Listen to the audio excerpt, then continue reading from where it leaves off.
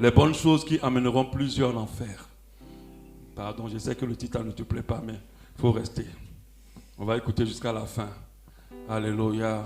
Vous savez, ce n'est pas tout ce qui nous plaît qui nous transforme. J'ai envie de répéter ça. Ce n'est pas tout ce qui nous plaît qui nous transforme. Alléluia. Il y a des choses qui ne nous plairont pas, mais qui sont là pour nous transformer, pour nous rendre meilleurs. C'est pour ça que si on fait le tri sur seulement ce qui est bon dans nos vies, on restera pareil, on n'évoluera pas. Parfois aussi, il faut comprendre que ça ne me fait pas, ça ne me plaît pas, mais c'est là pour me façonner. C'est là pour me transformer, pour me changer. Alléluia. Amen. Nous continuons. Les bonnes choses qui amèneront plusieurs en enfer.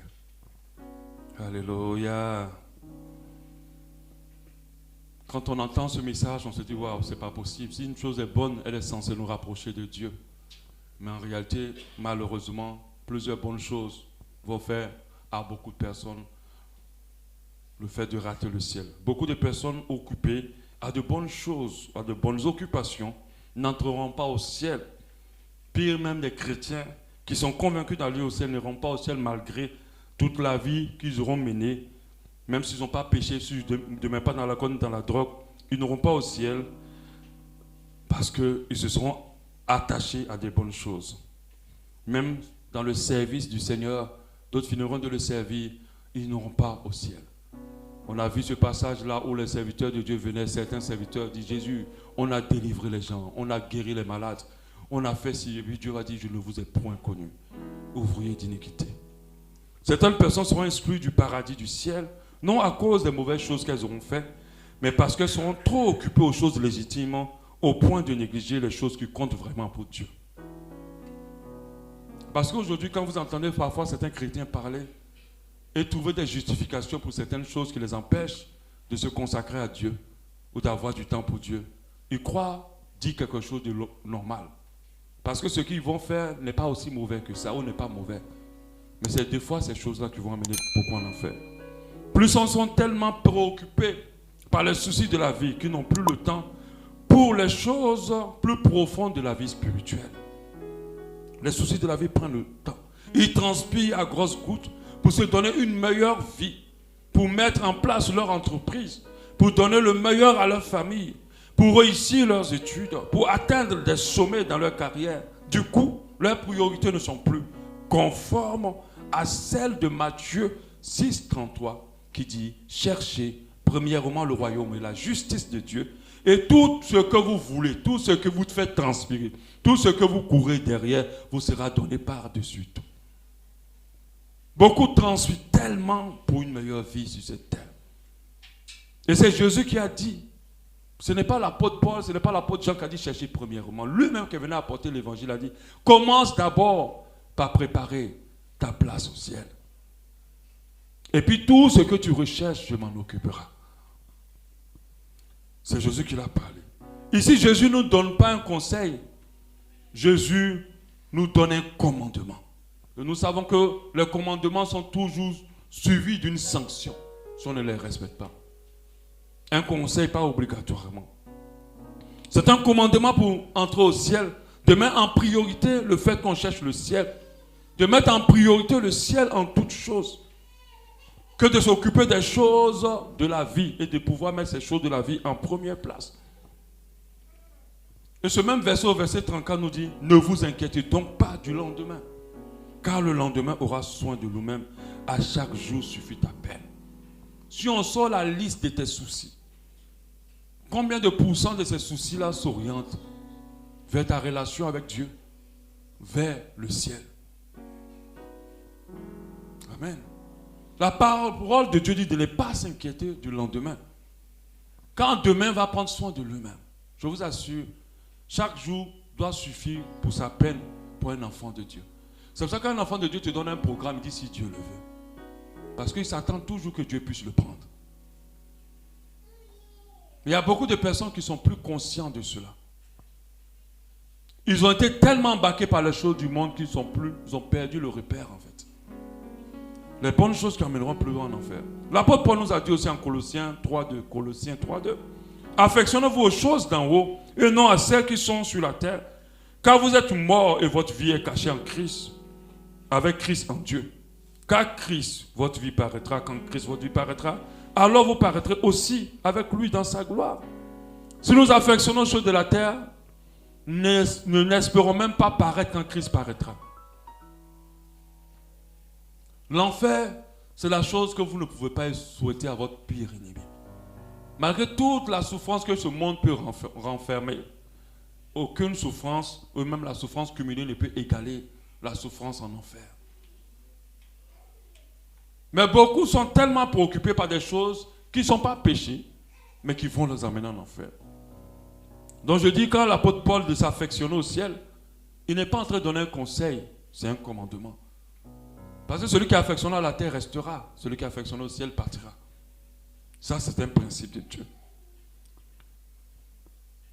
Dans la version Martin, on dit, pensez aux choses qui sont en haut, non point à celles qui sont sur la terre. Pensez aux choses qui sont en haut, non pas à celles qui sont sur la terre. Mais quand la Bible nous dit cela, elle ne nous dit pas de ne jamais penser aux choses de la terre, mais elle dit de mettre en priorité les choses du ciel dans nos pensées. Parce que la terre et tout ce qu'elle contient passera. Il faut en être conscient. Dieu ne nous demande pas de tout vendre, de tout quitter, de tout abandonner, de devenir célibataire, de ne rien faire, de s'asseoir enfermé dans une maison en train de prier, lire la parole et jeûner et tout le reste. Ce n'est pas ce qu'il nous demande de faire. D'abandonner toutes nos richesses et tout le reste. C'est vrai que dans la parole de Dieu, il a dit au jeune riche. Mais le jeune riche avait fait de ses biens une idole. C'est pour ça qu'il a dit, tu abandonnes ça. Et tu seras sauvé. Mais ce n'est pas ce que Dieu nous demande. Dieu veut que tu travailles. Dieu veut que tu t'occupes de ta vie. Dieu veut que tu fasses des choses. Mais ce qui ne veut pas que ces choses-là soient plus importantes que ta relation avec lui. Ce qui ne veut pas que ces choses-là soient au-dessus de lui. Alléluia. Parfois, tu attends des gens zélés pour dire que oui, Dieu m'a dit de tout abandonner pour le suivre, pour le servir. Après, ces personnes-là rentrent dans une grande souffrance, dans une grande précarité de vie. Elles vont maintenant devenir des quémandeurs spirituels parce qu'elles n'ont pas travaillé. Non. Dieu n'empêche pas les gens de travailler. Dieu n'empêche pas les gens de faire des projets d'entreprise. Dieu n'empêche pas les gens d'investir. Dieu n'empêche pas les gens de s'occuper de certaines choses de la terre. Son seul problème, à quel niveau ces choses-là sont positionnées par rapport à lui. Ces choses qui ne sont pas péchées. Parce que Dieu ne peut pas t'interdire d'ouvrir une entreprise. Dieu ne peut pas t'interdire de travailler. Tu ne pêches pas en le faisant. Mais c'est quand ton travail devient plus important que Dieu, que là, il y a un problème.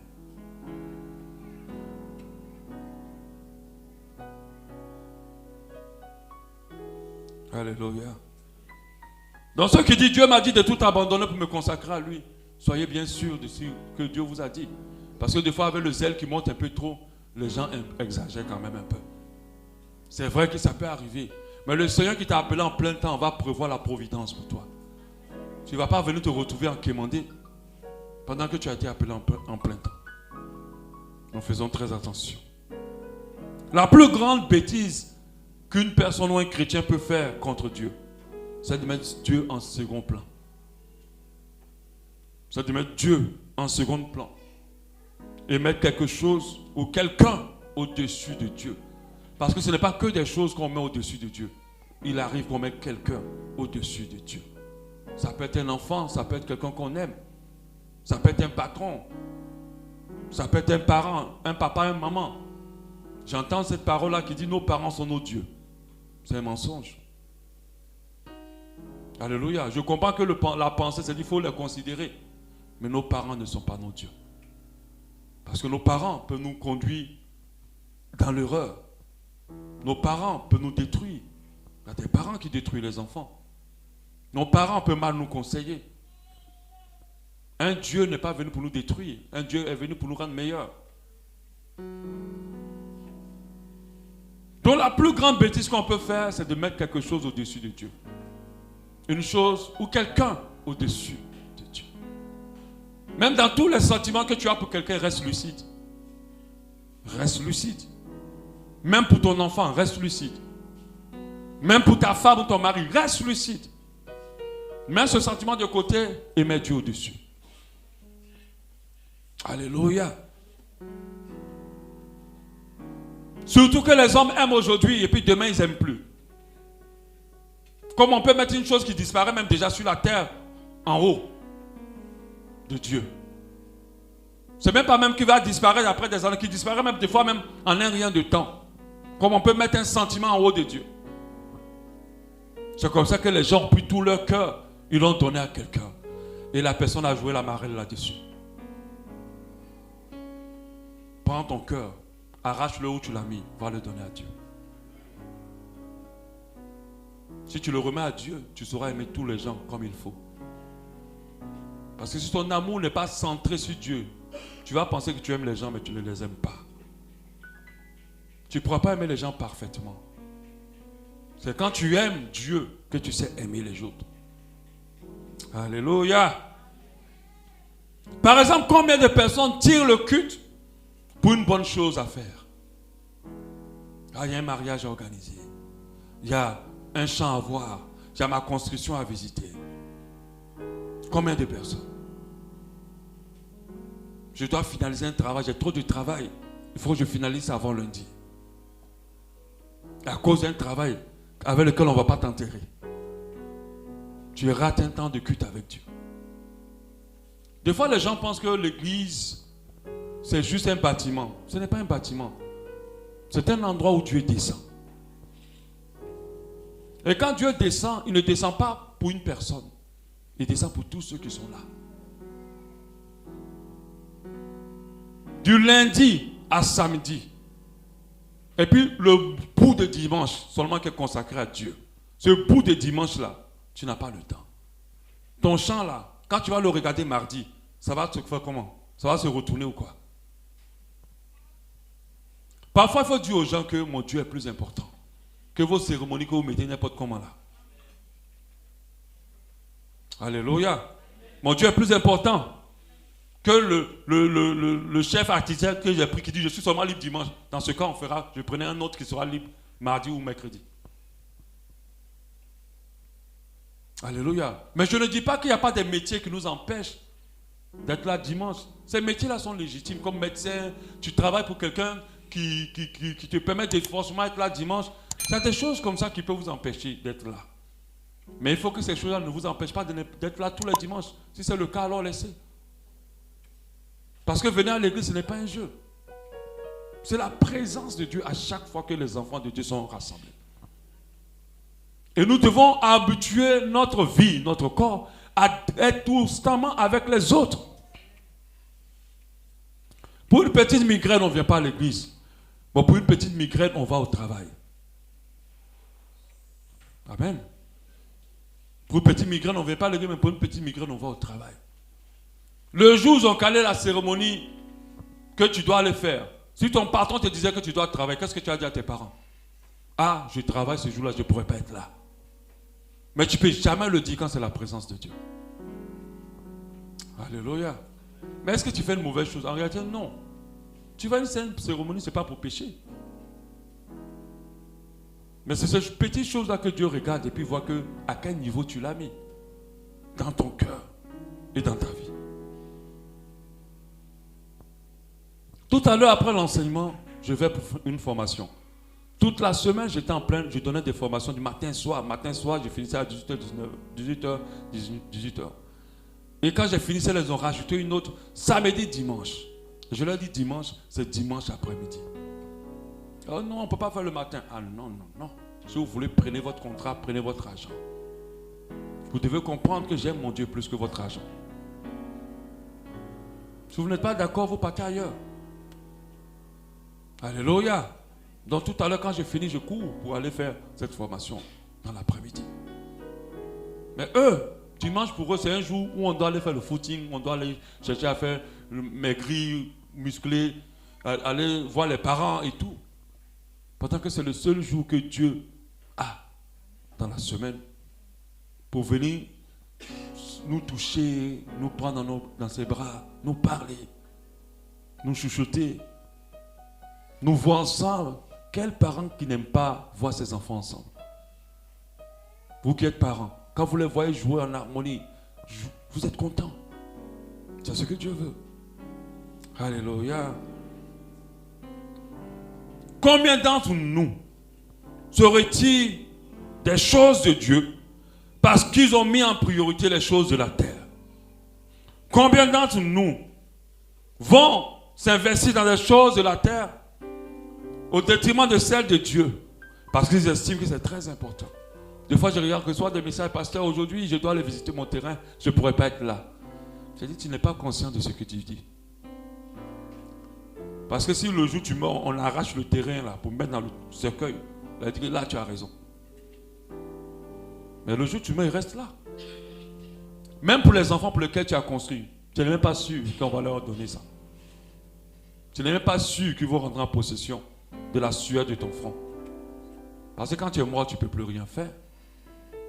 Mais comment on peut mettre des choses aussi éphémères en priorité de Dieu? Pourquoi quand tu veux te reposer, tu es fatigué? Pourquoi c'est le dimanche que tu vas te reposer? Repose-toi aussi le lundi. Pourquoi tu ne te reposes pas le lundi? Parce que tu crains ton patron plus que Dieu. C'est ça. Ouais, tu crains. Des fois tu es fatigué, mais tu prends ton gros corps là. Tu amènes au travail.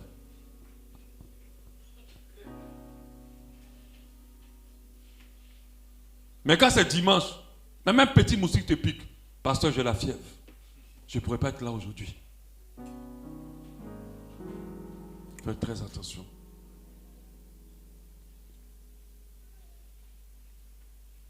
Vous devez pouvoir faire attendre le client à cause de Dieu. Même si c'est un gros contrat. Moi, je dis toujours aux gens, tout ce que Dieu a prévu de te donner, tu ne vas jamais le perdre. Si tu fais la volonté de Dieu. Si le client se fait pour dire, non, c'est aujourd'hui, je dis client. Sincèrement, je veux bien. Mais dimanche là, matin, c'est pour mon Dieu. Là, je ne peux pas. Ah, je vais prendre quelqu'un d'autre. Alors, prends quelqu'un d'autre. Parce qu'il y a des marchés, tu prends là, tu regrettes d'avoir pris ça. Peut-être c'est un des marchés comme ça. Tu finis de bouffer l'argent du monsieur là, tu as tous les problèmes du monde.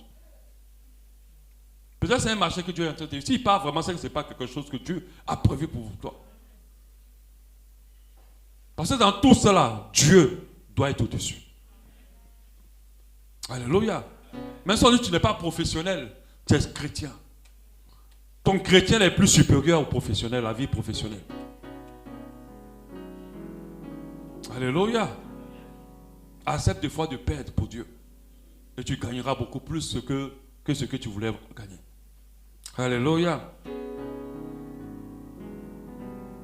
Comme je dis, c'est vrai que certains n'ont pas le choix. Parfois dimanche, parce qu'il y a vraiment de vraies contraintes. À cause de certains boulots très importants, tu travailles pour quelqu'un, Dieu ne va pas t'amener à enfreindre à une autorité. Mais il y a d'autres, vous savez, plusieurs fois vous ne venez pas. Parce que vous avez priorisé certaines choses. Qui a la priorité dans ton cœur? Tes affaires ou Dieu? Qui a la priorité dans ton cœur? Ta maison que tu construis ou Dieu? Qui a la priorité dans ton cœur? Ton conjoint, ta conjointe ou Dieu? Tes enfants ou Dieu? Ta carrière ou Dieu? Ton succès ou Dieu? Tu dois te poser cette question.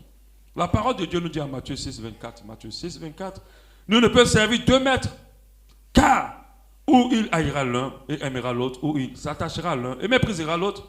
Vous ne pouvez servir Dieu et maman. Là, maman, c'est tout ce que nous faisons pour avoir de l'argent. Tout ce que nous faisons pour avoir de l'argent. C'est pourquoi je vous dis, ne vous inquiétez pas pour votre vie, de ce que vous allez vous manger, ni pour votre corps, de quoi vous serez vêtu. La vie n'était pas plus que la nourriture, le corps plus que le vêtement. Quand on est vêtu par maman, c'est lorsque on se dit, c'est vrai que c'est mauvais, mais il faut que je fasse parce que j'ai de l'argent dedans. Au temps de Noé, quand il est venu, il a dit aux gens, partons. Je prépare ce bateau parce que Dieu va bientôt amener de l'eau, il va détruire. En fait, le temps de Noé, c'est notre temps. Jésus revient bientôt, on le crie tout le temps. Mais qu'est-ce que Jésus a mis en avant au temps de Noé? Regardez Luc 17, 26. Ce qui arrivera au temps de Noé arrivera de même au jour du Fils de l'homme. Les hommes mangeaient. Est-ce qu'ils mangeaient, c'est un péché? Les hommes buvaient. Est-ce qu'ils boivent, c'est un péché? On n'a pas de l'alcool, on dit ils buvaient. Les gens se mariaient. Est-ce que se marier, c'est un péché? Et marier leur enfant. Est-ce que marier leur enfant, c'est un péché? Jusqu'au jour où Noé entra dans la arche et le déluge vint et les filles tous périrent. Ce qui arrivera au temps de Lot arrivera aussi. Après, il continue, Jésus lui-même.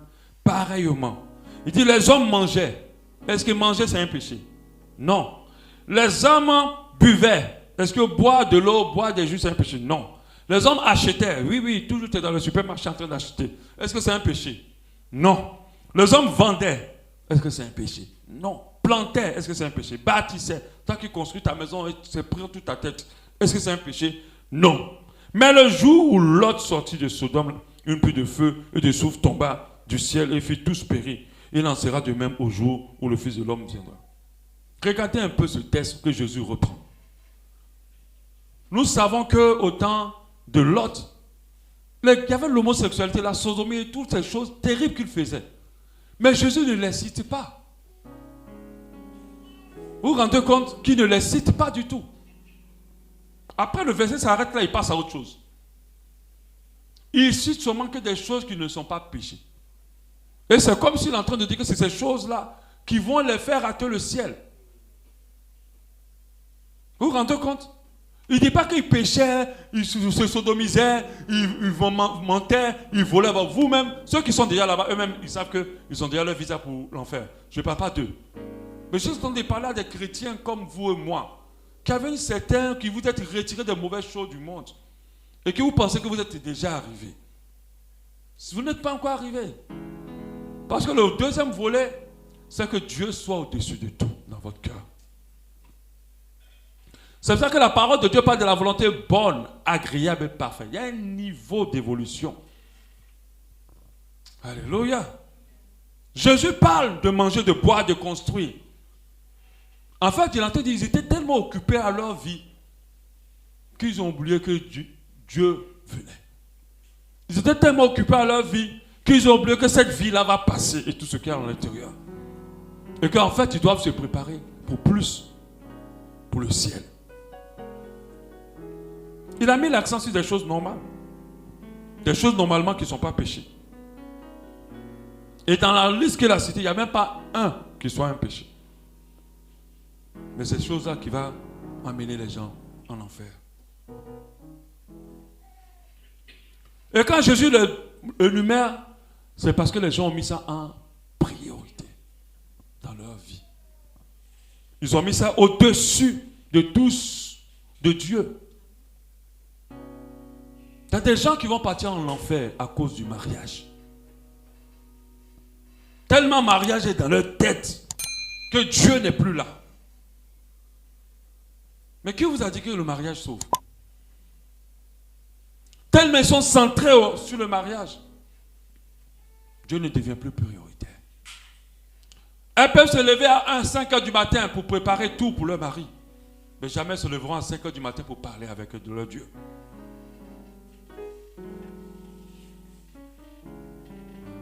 Alléluia. Le problème du temps de Noé, ce n'est pas que les gens ne voulaient pas considérer ce qu'il disait, mais la majorité des gens étaient tellement occupés à des choses bonnes. On a vu ce petit courrier qu'on a lu une fois ici, où le diable dit ne les combattez plus, occupez-les. Et puis on les disqualifiera sûrement avec l'occupation. Quand tu es malade, tu te lèves pour aller au travail. Quand tu es malade, tu fais beaucoup de choses. Mais comment tu arrives à trouver des justifications pour les choses de Dieu? Occupé au mariage, occupé à beaucoup de choses. Ces personnes n'avaient pas mis Dieu en priorité. On peut parler du retour du Seigneur, enseigner beaucoup de messages. Regarde combien de vidéos sur Internet qui parlent du retour du Seigneur, qui montrent des personnes qui ont expérimenté ce retour-là, qui ont vu le ciel, qui ont vu l'enfer et qui viennent nous reparler. Ces messages font un petit pincement au cœur, pour le jour qu'on les écoute. Après, les préoccupations de la vie prennent le dessus. Et puis très vite, on ne s'en occupe plus. Et on essaie de vivre nos vies comme ça. Mariage, enfants, travail, carrière, succès, projet. Vous voyez l'énergie que les gens mettent dans certains projets. Ils ne mettent pas cette même énergie à connaître Dieu. Ils peuvent lire des grands documents pour pouvoir être des grands informaticiens ou des grands experts de leur domaine. Mais ils n'ont pas le temps de lire même un seul verset. Mais quand même, ils peuvent lire des grands documents. Dans les derniers temps, les chrétiens seront si occupés, si accaparés par leurs propres intérêts, qu'ils vont mettre de côté les intérêts de Dieu. Beaucoup de personnes se croient sauvées, mais pourtant, semaine après semaine, ils négligent la parole de Dieu. Ils négligent le temps de prier avec Dieu. Ils négligent le temps de louange. Ils négligent la communion fraternelle à l'église. Ils sont là, ils ne prient pas. Combien de fois tu es sorti dans la journée sans avoir prié? La prière, ce n'est pas un acte qu'on pose de manière mécanique. Puis il faut que je prie, il faut que je prie pas pour me protéger, pour ne pas me protéger. Les gens ont réduit la prière à la protection.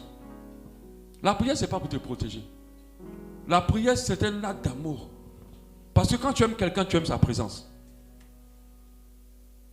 Alléluia. L'amour, comment ça se manifeste? Quand tu aimes quelqu'un, tu aimes toujours qu'il soit là. Tu le visites, tu l'appelles, tu le vois, tu t'en vas. Tu aimes sa présence. Le temps passé dans la présence de cette personne n'est pas long. Mais des fois, le fait que vous n'aimez pas la présence de Dieu trahisse l'amour que vous n'avez pas pour lui. Donc, ce n'est pas le problème.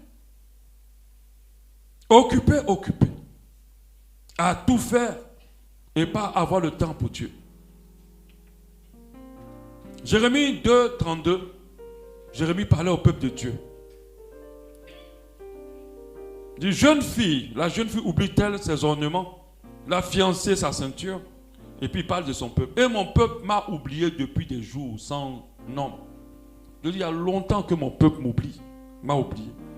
Comme tu es habile dans tes voies pour chercher ce que tu aimes, il dit, comme tu te bats pour pouvoir trouver tout ce que tu veux, c'est même au crime que tu les exerces. C'est-à-dire que tu mets tellement d'énergie à gagner beaucoup de choses, mais tu as oublié Dieu.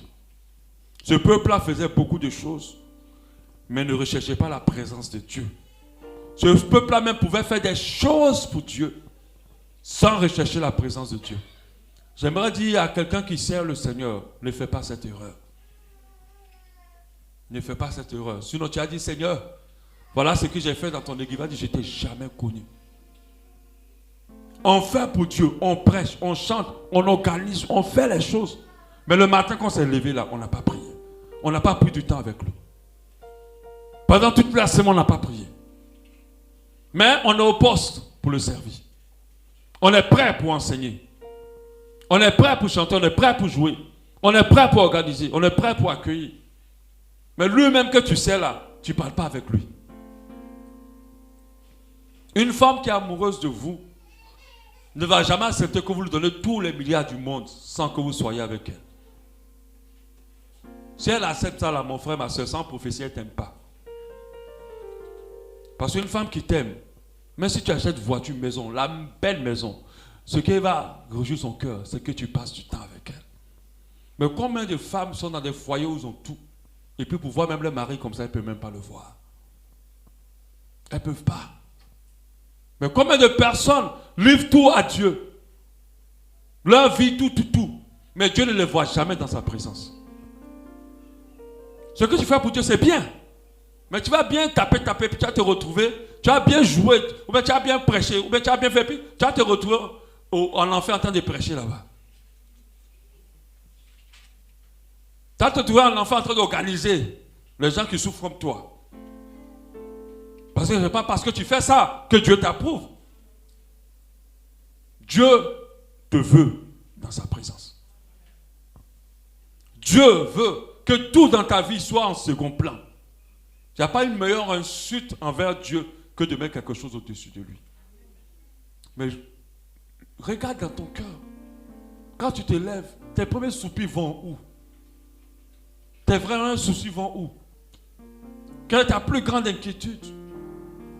La mienne, c'est de ne jamais m'éloigner de Dieu.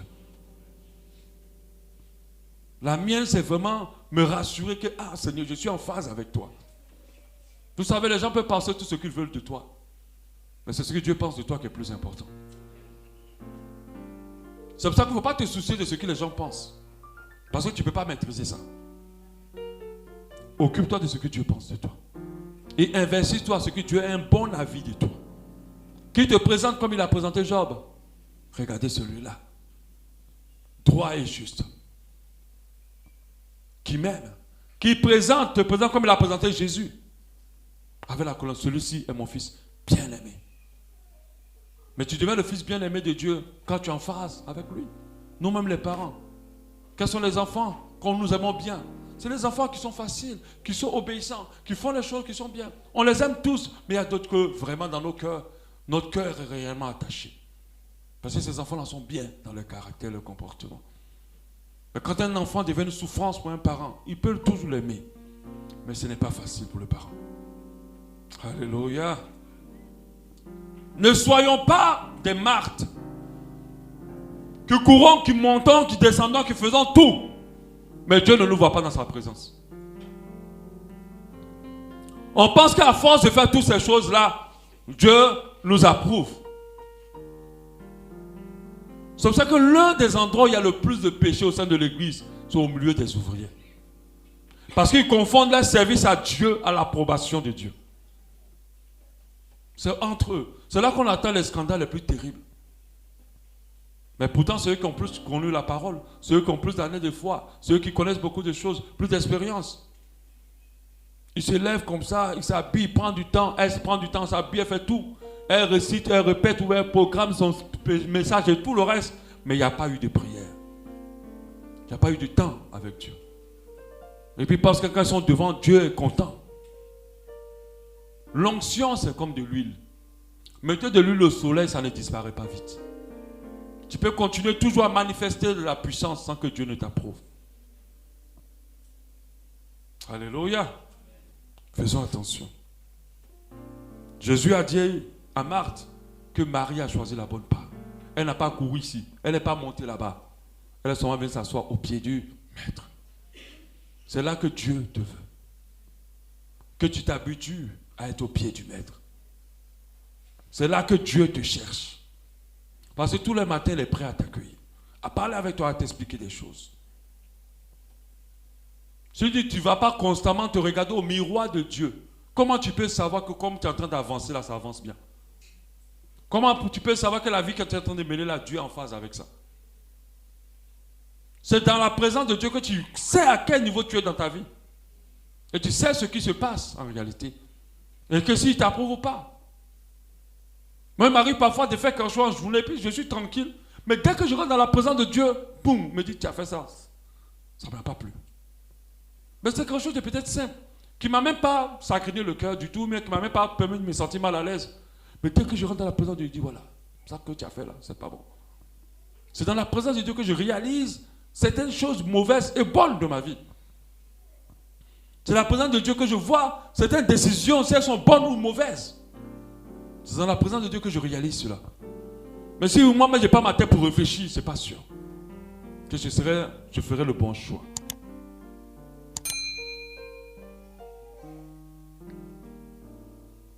Aujourd'hui, certains chrétiens dans le corps de Christ sont tellement à fond sur les choses de Dieu qu'ils n'ont pas le temps de chercher la présence de Dieu. Plus de temps de s'asseoir pour méditer la parole de Dieu, pour prier. Ils sont constamment occupés. Ils font parfois tout pour Dieu sans avoir le temps pour Dieu.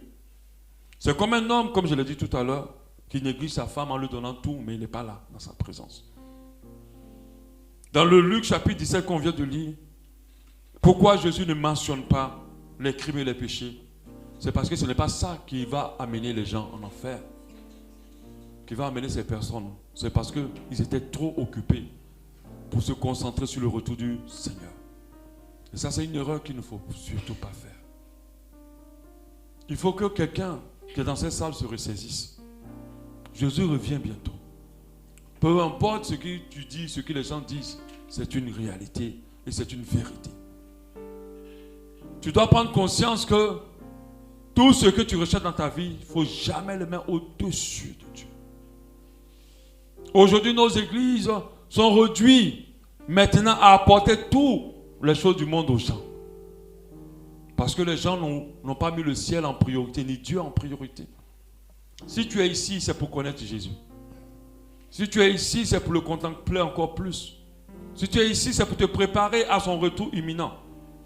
On ne sait pas le jour ou l'heure, mais c'est bientôt. Si tu es ici, c'est d'apprendre à voir comment Dieu est plus grand que tout ce que tu recherches.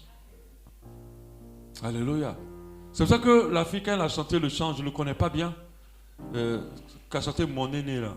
Elle dit, tu es plus grand. C'est ça, non? Est-ce qu'on peut me chanter juste cette partie-là? Tu es plus grand. Vous vous rappelez, non? Cette personne qui a écrit ce chant-là a vraiment vu Dieu. Alléluia. Amen. Et que tout ce que tu fais est à ta taille. C'est ça, non? Tu es plus grand. Je veux juste cette partie-là. Tu es plus grand que ce que l'on dit de toi. Yes. Vraiment grand que les mots du dictionnaire. Tu es plus grand que tout ce que tu fais à ta taille. Tu es plus grand. Tu es plus grand que tout ce qu'on dit de toi. Tellement grand. Tellement grand que tout ce qu'on entend ici-bas. Tu es plus grand que les mots du dictionnaire. Tellement grand que tout ce que tu fais. Comment l'on me dit la dernière fois, tu es plus grand? Tu es plus grand que tout ce qu'on dit de toi. Tellement grand Sur la terre. que tout ce que l'on entend ici-bas. Ici-bas. Tu es plus grand que les mots du dictionnaire. Tellement grand. Tellement grand que tout ce que tu fais à ta taille, mon aîné. Osa. Osa, mon aîné, mon aîné. Osa. Osa, Mon aîné. mon aîné. Osa, mon aîné, mon aîné. Osa. Tu dois, à partir de maintenant, identifier dans ton cœur toutes les choses que tu as mis au-dessus de Dieu. Dieu même va te les montrer et tu sais quelles sont ces choses-là exactement. Et puis tu vas commencer à prier, Seigneur, je déclare maintenant que ces choses-là descendent en dessous de toi. Que ces choses-là descendent en dessous de toi. Que mon cœur les voit banales par rapport à toi. Que mon cœur les méprise par rapport à toi. Tu vas commencer à dire, je les remets en bas. Ces choses-là peuvent être un bien. Ces choses-là peuvent être un programme. Ces choses-là peuvent être une personne que tu aimes tellement au point de l'avoir mis au-dessus. Ces choses-là peuvent être un business. Ces choses-là peuvent être ton avenir, ta vie. Ces choses-là peuvent être tes enfants, ton enfant. Ces choses-là peuvent être tes projets. Dis, Seigneur, je veux mépriser ces choses au détriment de toi. Commence à parler comme ça à ton Dieu ce matin. Je ramène maintenant. Je ramène toutes choses que mon cœur a pu mettre au-dessus de toi, en dessous de toi. Au nom de Jésus. Que mon cœur les méprise maintenant au détriment de toi. Parce que je sais dans mon cœur qu'il n'y a rien de plus important que toi. Il n'y a rien de plus puissant que toi. Il n'y a rien de plus prioritaire que toi. Que mon cœur, Seigneur, met la priorité sur toi, sur le ciel. Que mon cœur, Seigneur, met la priorité au nom de Jésus sur les choses d'en haut. C'est vrai qu'il y a beaucoup de soucis dans mon cœur. Mais ce matin, je décide de les mettre en dessous de toi. Je décide de les mettre après toi. Dans le nom de Jésus-Christ de Nazareth. Je décide de te mettre au-dessus de tout cela. Dans le nom de Jésus. Merci Seigneur Dieu. Alléluia. Gloire à ton Saint-Nom. Amen. Alléluia. Amen. Amen. Merci Seigneur pour ta parole ce matin. Alléluia. J'encourage quelqu'un à continuer à prier à la maison. À prier vraiment. Je ne sais pas qu'est-ce qui te préoccupe. Mais je te dis ce matin, ce n'est pas plus important que Dieu. Alléluia. Et j'aimerais dire à quelqu'un, tu peux tout perdre pourvu que tu n'aies pas perdu Dieu. Alléluia. Tu peux tout perdre pourvu que tu n'aies pas perdu Dieu. Et il se passe le fait que, à cause de beaucoup de choses pour lesquelles, derrière lesquelles tu cours, ta relation avec Dieu a commencé à se teindre, a commencé à être en pointillé. Et toi et lui, vous êtes devenus un peu étrangers. Mais j'aimerais te dire ce matin, je ne te dis pas ça pour te juger. Je te dis ça parce qu'il y a une possibilité de restauration entre toi et Dieu.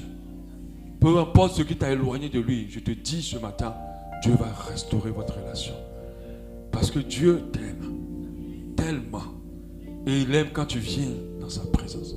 Aujourd'hui, autant de choses t'arrivent parce que tu t'es éloigné de lui. Tu as mis d'autres choses en importance que lui. Et Dieu va le restaurer à partir de maintenant. Dis à Dieu, même si je ne me marie pas, c'est pas grave. Dis à Dieu, même si je ne réussis pas, pourvu que j'aille dans ta présence. Il faut arriver à cette dimension-là avec Dieu. Il faut regarder tout et puis mépriser ça pour lui. N'investis pas ta vie vers les choses que tu ne vas pas prendre. Surtout ne les laisse pas être au-dessus de ton Dieu. Quand tu vas commencer à faire ça, beaucoup de choses vont commencer à fleurir dans ta vie. Tout ce qui est desséché, tout ce qui est pourri va reprendre vie. Parce que Dieu est la source de vie. Alléluia. Il est la source de lumière. Ceux qui se connectent à lui vont voir la lumière, lui, sur leur vie. Alléluia. J'aimerais te dire, arrête de te fatiguer ailleurs. Connecte-toi à la source. Mets la source en priorité. Alléluia. On n'a pas besoin de faire du bruit autour d'une plante. Arrosez-la juste. Elle va fleurir. Et Dieu nous apporte l'eau de vie. Et quand nous buvons cette eau-là, jamais nous n'aurons soif. Jamais nous allons regarder notre vie comme une bête. Au contraire, chaque jour que Dieu fera sur nous, nos vies, nous allons lui rendre grâce. Parce que nous allons voir la faveur et la